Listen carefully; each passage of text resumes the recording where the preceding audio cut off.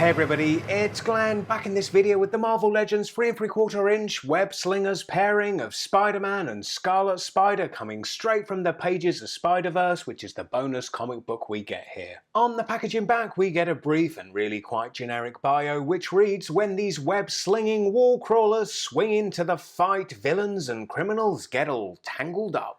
Now we all know Spider-Man, right? The fact that next year's movie reboot won't be an origin story shows that, yet the brevity of the bio and the fact it's kept loose to cover two distinct characters does Scarlet Spider a bit of a disservice, but I'll fill you in on him in a moment. But first, let's take in the other two packs in this second wave pictured on the packaging back. They comprise the Cosmic Marvels, that's Marvel, the classic Captain Marvel in the back there, and in the front, the current Captain Marvel, or Carol to me and her other friends. Then it's two Hyperions for the, I was going to say for the price of one, but it's not. It's two Hyperions for the price of two, the Supreme Powers, and then our web slinging combo here. So here they are out of packaging, and we all bemoan Hasbro's frequent reuse of body molds, yet when they stuff two of the exact same action figure into the same pack, they're really hitting you over the head with it, aren't they? I guess I shouldn't complain, as conveniently what with one character here being the clone of the other gives Hasbro license to save a penny or two in reusing the same bodies. Now Scarlet Spider may be more familiar to you in the form of the 6-inch Legends we got not too long ago, that being Ben Reilly, another clone of Peter Parker, this one being his more evil clone Kane. Different spelling to the Kane of Cain and Abel fame who committed the first murder by killing his own brother. Fortunately this Kane never achieved that with his inverted commas brother Peter Parker,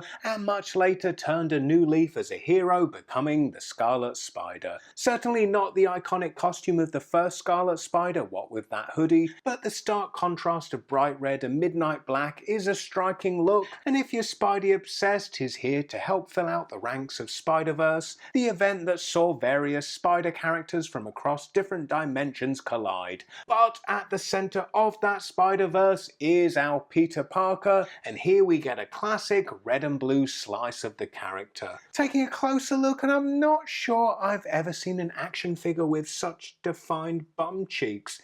I mean, his costume is really riding up there, isn't it? So much so that I think the inner lining of that costume must be somewhere in his colon. And if me talking spider bum leaves you uncomfortable, then distract yourself by the spider back symbol, which they're printed on upside down. The legs should be pointing down, not up. Whoops! You know, since the Marvel Legends name got applied above and below the 6-inch scale, I've tried to embrace these little pieces of plastic because I love Legends. I love Spider-Man, but this is certainly not the best showcase of either. Now the head sculpts to me look a bit misshapen. Beyond that, the eyes being just rendered in the deco is a bit damaging to them. I mean, I accept all other costume detail being rendered in the deco, but I like to see a bit more effort in the head sculpt at least. While in the comic art, Scarlet Spider does have red eye shapes on the black of the mask, but side by side with Spider-Man, and he does look unfinished. Not that Spider-Man has sculpted eyes or anything, maybe it's just the black outline to his white eyes creates a level of finish lacking with Scarlet Spider.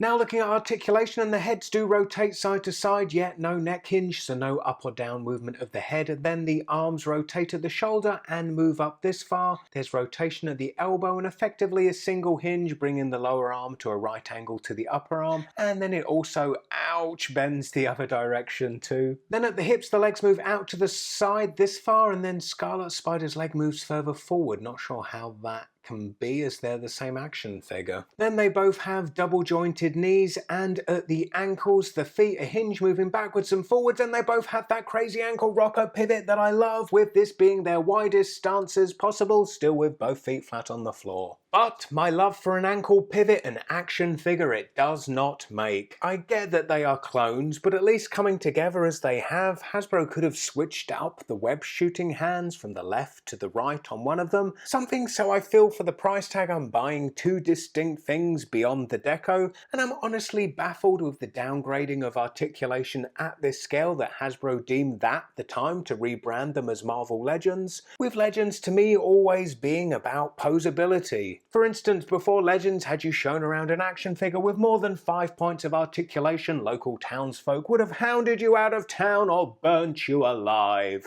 And these two feel more sent to us from those dark days. They certainly give me a new appreciation for the armoured Spider-Man I reviewed a while back. If you haven't watched that review, you can click this video. Please give this video a big thumbs up, and I hope to see you all next time. Bye.